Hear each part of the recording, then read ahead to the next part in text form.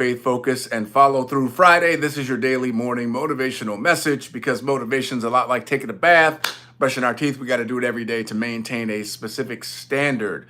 Our external is important. How we show up in the world, how we present ourselves, how we look, how we smell, how we feel, right? The internal workings are far more important. That consistent development of our mindset, our thought patterns, our habit patterns, our pattern recognition, and our capacity to grow. And we only do that when we engage consistently in motivation. Motivation, you could treat it like popcorn if you want to, and you're going to get popcorn results. But if you treat it like a gold nugget and you engage in it consistently day in and day out, that's why we do these, is it becomes something that can have a discipline. You know, you execute the discipline that can reap multiple rewards. So, excuse me, this week we've been focusing on the series of transitioning from a 98%er to a 2%er. We all start somewhere. We all have a come from. And anybody that has a come from has some things to overcome. And the level of overcoming is going to vary depending upon your story. But the story is yours, and you get to recreate that story. You have the ability and the capacity to reinvent. And so as we bring the series in for a landing, today is part 5 on this Faith Focus and Follow Through Friday, we're going to talk about the courage to change. And if you can embrace the courage to change, you can reinvent your life. You can hit the reset button.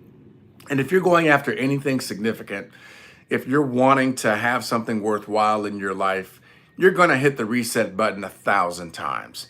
If you've been in a long-term relationship, you understand that you've had to hit the reset button thousands of times. If you've been in, like, if it's 10 years or more, you know what I'm talking about. You have to constantly work and course correct and forgive and grow.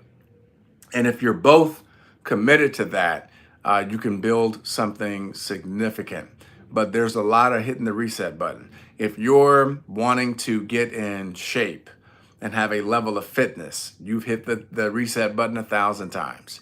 That's a part of the process. You've missed some days, you've taken 5 steps forward, and then you took 6 steps back, and then you took 7 steps forward and 2 steps back. That's why people lose the same 20 pounds over and over again, because they go and then they fall back. They go forward, they fall back. It's a struggle, ladies and gentlemen, to transform oneself. It is a greater struggle to maintain it once you've achieved it. And so having the courage to change is the starting point. It's ground zero. And giving yourself permission to reinvent yourself is one of the greatest gifts that you can give. Why is that so profound? Because maybe there have been some things in your life that you've been doing that you don't want to do anymore. Maybe you don't want to have that career. You want to make a career change. Maybe you do want to open up that business, but you've never done business and it makes you nervous. People get comfortable. We've been talking about that ongoingly, how your comfort zone is your broke zone. Comfort is like it's like carbon monoxide. It's a silent killer. It's not where anything goes to thrive. It's where things go to die. So you have to be mindful of these things, and then understanding that because you have a brain and your mind is your greatest weapon of transformation, you can change. Now, change is one of the hardest things that you're ever going to have to do. That's why this is called the courage to change, because change requires everything you got. And you have to be fully vested. You have to be willing to look like a fool. You have to be willing to be questioned by those who are closest to you, because they're not going to understand why you're doing what you're doing. Why would you want to go off on this path when the path over here looks like everything's going pretty well? Like, why would you risk all of this to go do that? Why would you put yourself in such a vicarious position? Because there's no certainty over here. You don't know if it's going to work when you already have something working here. Well, sometimes people have a spirit, a yearning to build something that they've never built before, to do something they've never done before. That's the power of transformation, but it's not easy. It's difficult. It takes great courage. Maya Angelou said that the greatest virtue is courage, because courage precedes almost any and everything that's worth doing, achieving. It takes courage to embrace a new version of you, to go out and declare yourself to the world as something you've never been before. And in order to do something you've never done, you have to become someone you've never been.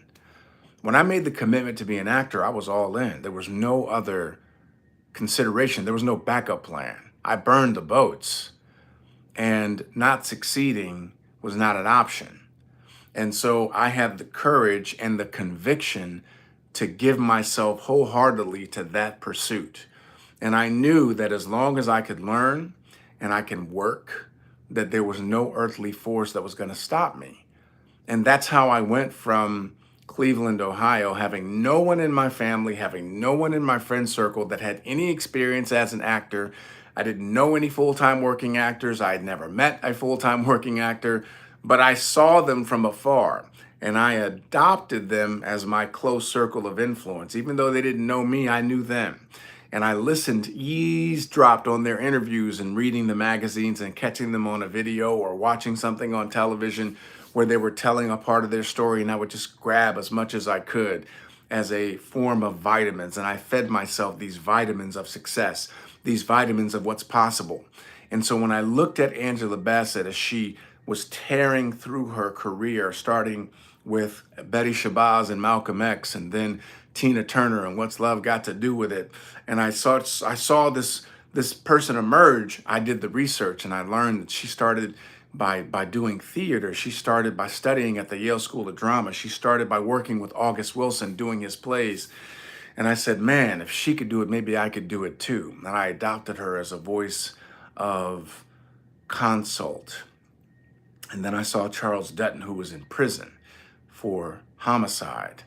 And he worked his way out of prison by doing theater and became a voracious student of theater. He ended up getting into the Yale School of Drama. He ended up going on to have his own television show called Rock, R-O-C. Check it out. Look it up. He went from prisoner to Yale School of Drama to his own television show because he didn't have any other options. He didn't give himself an out. He burned the boats, went on to have a very successful acting career. I thought to myself, man, if he did that, what can I do? And he became one of the voices of my counsel. Meryl Streep went to the Yale School of Drama. She became one of the voices of my counsel. Courtney Vance, John Turturro, all of these individuals became voices of my counsel. And then I built a real-life relationship with Lance Reddick, rest in peace.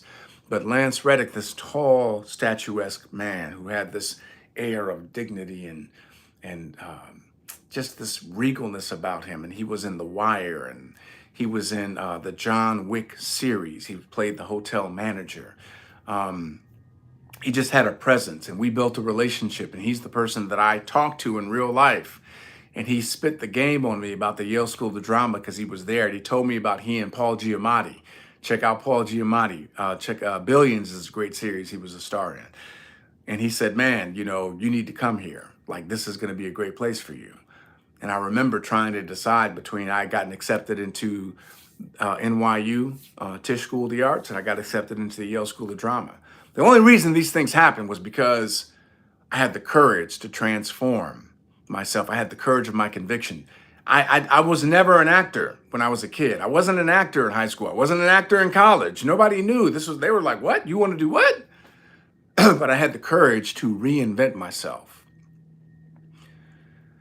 And sure enough, I went to the Yale School of Drama. Sure enough, I came out and started working immediately. Sure enough, I created a career for myself as a theater actor.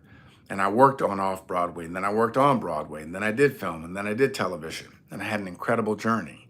And then I decided to reinvent myself. And I had the courage of my conviction because I wanted to be a speaker. I wanted to learn how to use words to empower and inspire people. And I took that path up with everything that I had. I didn't know how.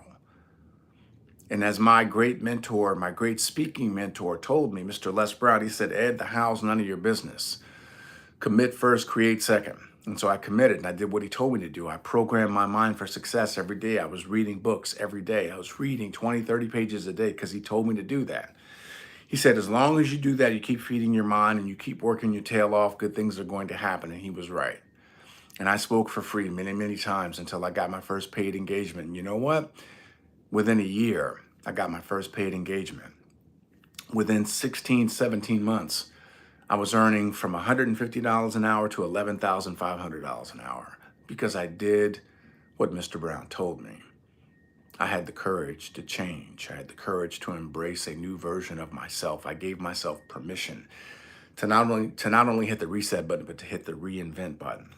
And then you know what happened along the way as I was doing this business as a speaker? I was getting introduced to people that were in business, other entrepreneurs and intrapreneurs, and I learned a new business. I learned sales and I learned leadership. And it was a completely different world. It was very uncomfortable. It was extremely uncomfortable. And again, there was no one in my inner circle, no one that I came up with that was on this path. I couldn't have a conversation with them. They couldn't relate to it. And I had people looking at me like I was crazy all over again. What are you doing? What are you talking about? You're making $12,000 an hour as a speaker and you want to go and sell and try to build a sales team? You've never done that before? Like what? But I wanted to learn. I wanted to adventure. I wanted to grow. I wanted to do something I've never done. I wanted to create a lifestyle that I'd never created. And building a sales team, I learned, man, if I do this the right way, I could build an income that comes in 24 hours a day, 7 days a week, the same way my bills do. Why wouldn't I want to do that? Who wouldn't want to do that? Who would want to be a part of something where you're forced to work on yourself? You're forced to personally develop. You're forced to cultivate community and build culture and become a better version of yourself every single day. I fell in love with that whole thing, the principles and the concepts. I could bring my vision to bear. And as long as I help other people create success, as long as I focus on being a blessing and serving other people, the more I do that, the more income I can earn. I was all in. All in. And you know what happened? I reinvented myself with courage and conviction. I had the courage to change, and I did. And I became a sales leader. I became someone that developed other sales leaders. And I went on to build a ginormous organization and help dozens and dozens of people earn ridiculous amounts of income and change their life forever. And literally thousands of people helping them to transform their lives in some way, shape, or form. Maybe it wasn't huge amounts of income. Maybe it was enough to pay their car note every month or their mortgage every month. Maybe it wasn't even about the income. It was about becoming better so that they could perform better on their jobs and in their marriages and in their parenting and in their lives for themselves or get better fit. But it was all good. It was all blessings. Even through the trial and tribulation, even through the difficulties, even through the dark nights, we came up looking and greeting the sun with the hope and expectation of an even better day.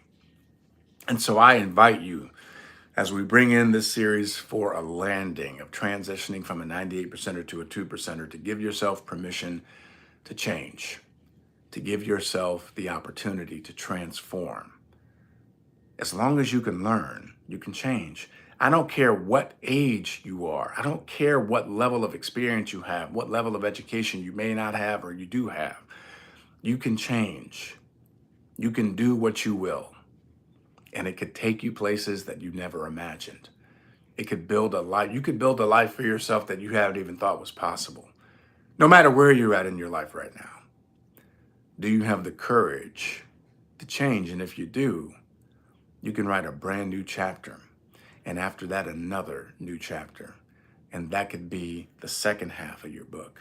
That could be a whole new book for you to write.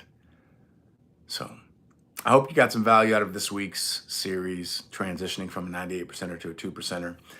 We all have a come from, we all start somewhere, but we all have things to overcome in order to get to where we want to go.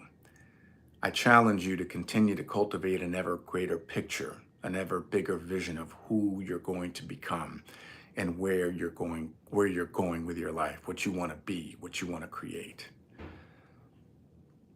You're just getting started. It's a brand new day, and there is a brand new way to be had if you have the courage to change. And if you can walk by the courage of your conviction, if you can walk and live in your faith. The evidence of things hoped for, the substance of things not seen. Make that transition from a 98%er to a 2%er. Be a 2%er in your mindset and watch how 2%er results start showing up in your life. Have an awesome and amazing faith, focus, and follow through Friday. Have a great weekend. We'll see you Monday.